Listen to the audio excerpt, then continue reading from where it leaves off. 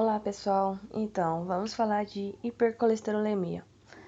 A hipercolesterolemia não é nada mais do que o alto índice de colesterol na corrente sanguínea. Só que acho que a maioria de vocês já ouviram falar, né, que nós temos o colesterol bom e o colesterol ruim.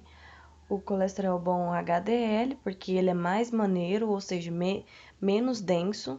Então, ele corre com facilidade pelos vasos sanguíneos. E o LDL, ele é o colesterol ruim, porque ele é mais denso.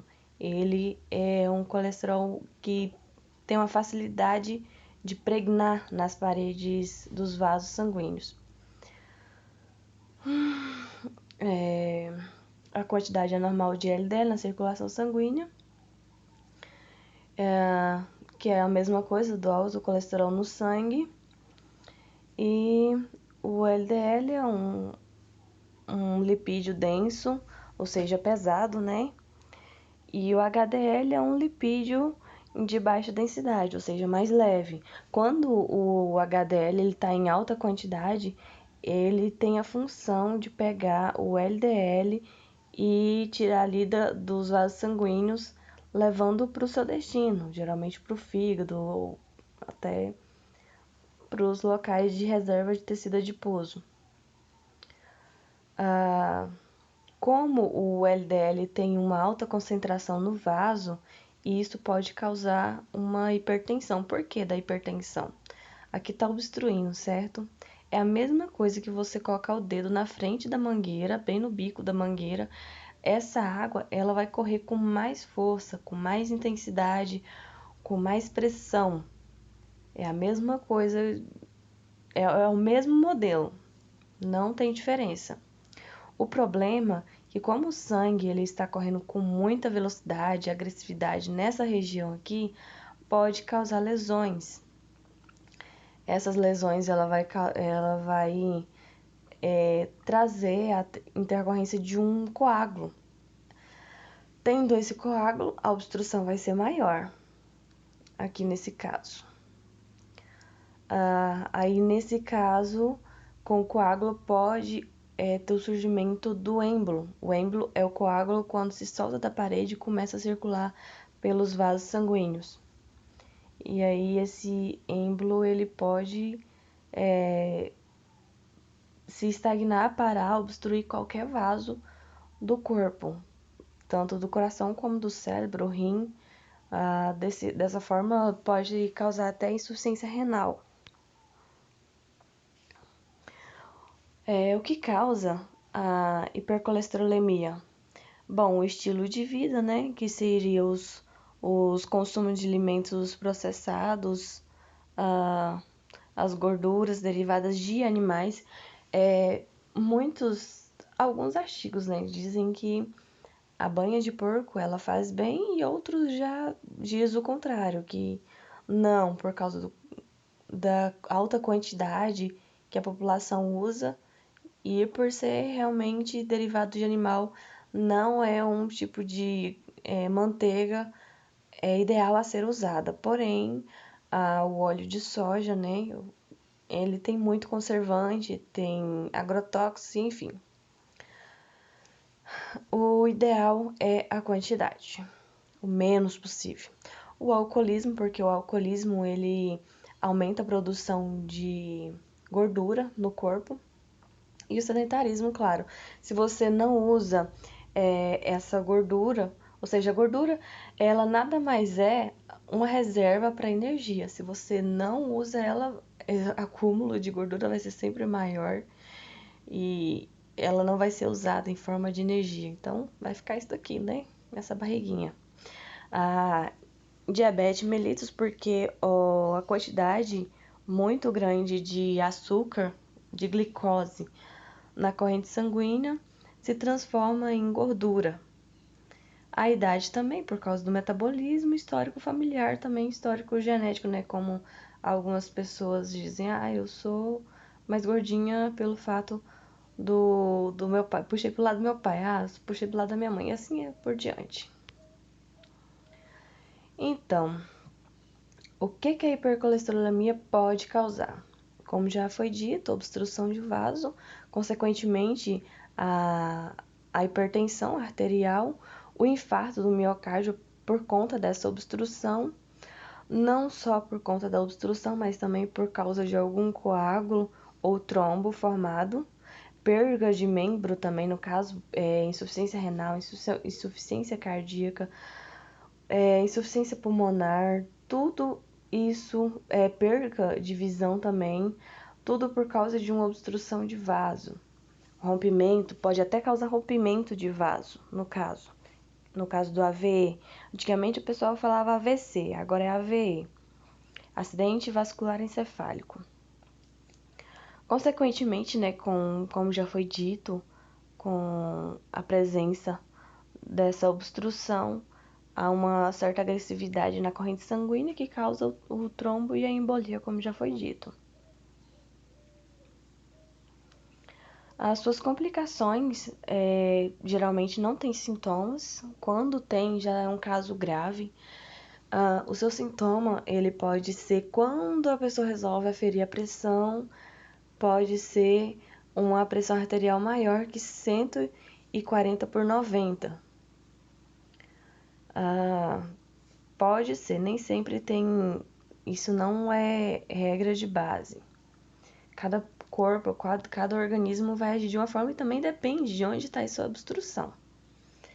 A pessoa pode sentir uma dor de cabeça ou simplesmente uma dor no local onde está obstruindo. A dor forte no peito significa angina de peito, é o começo do infarto. A queimação significa realmente a obstrução no local, tanto no peito ou em qualquer membro do corpo. E problemas estomacais como a queimação e a náusea. Pode causar também disfunção intestinal, que no caso é a náusea, vômitos, um suor frio, medo, cansaço, falta de ar, que é isso aqui. Isso aqui é basicamente os sintomas do infarto, todos esses. Tem uma dor também no braço, ou em radiação para o pescoço, para a mandíbula. Enfim, cada pessoa age de uma forma um pouco diferente. O AVE, ele vem a dor de cabeça, muito forte e rápida, né? Bem severa. Pode ter algum tipo de alteração de consciência, dificuldade na visão. A pessoa pode ter uma visão turva, que é uma visão embaraçada, ou simplesmente, né, uma visão bem escurecida. E uma paralisação da parte do lado oposto onde foi afetado o cérebro. Uma dificuldade na fala ou andar, enfim, vários tipos de sequelas ou sintomas, por causa que estamos falando do sistema nervoso, né?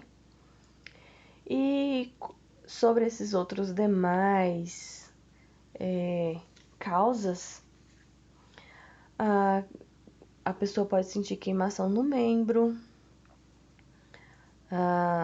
pouca urinação por causa da insuficiência renal, inchaço, no caso é o edema, a dificuldade de respirar por causa da insuficiência respiratória, a intolerância à atividade, fraqueza, dor renal. Intolerância à atividade seria tanto por causa da insuficiência respiratória como insuficiência cardíaca. A fraqueza também entra nesse quadro aí. A dor renal porque, né, tá surgindo o início de insuficiência renal. O rim vai dar algum tipo de sinal de que não está bem. A diabetes mellitus, a idade e o histórico familiar, pode tudo ocasionar a hipercolesterolemia, porque a diabetes, como já foi dito, a glicose em excesso, ela se transforma em gordura no corpo.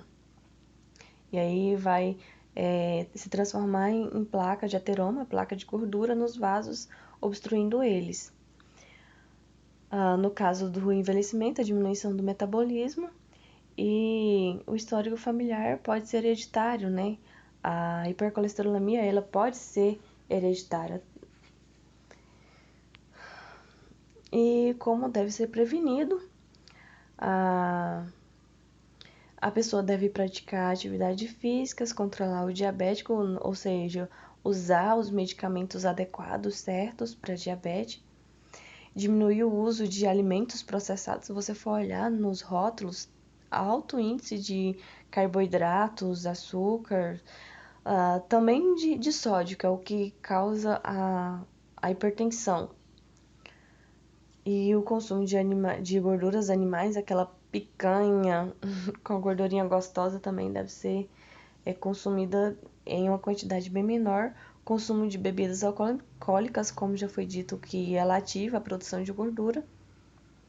E deve ser consumidos alimentos mais naturais, castanhas, peixes e linhaças, elas têm a presença de ômegas 3. O abacate tem uma gordurinha um pouco alta, mas é uma gordura também boa.